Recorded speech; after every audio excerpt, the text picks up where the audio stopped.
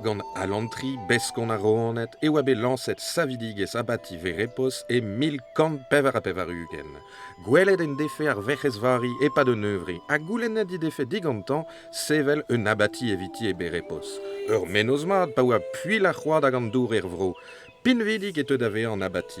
Dilezet e tamm goude an dispar a disonjet e gant an ol pedost.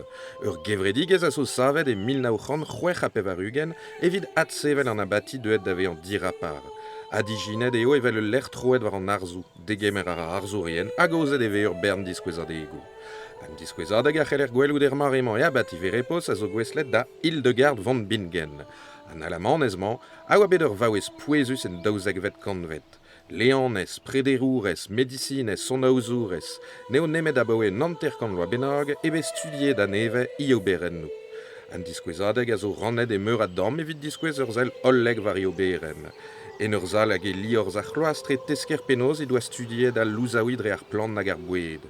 Ur zalal a zo gweslet d'ar sonaouzourez, savet ganti dekan a triugen.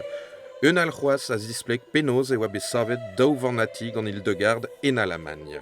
E daouvil daouzek e oa bet laked Hildegard von Bingen da zantez gant ar pa beneat c'houezek, un alamant all.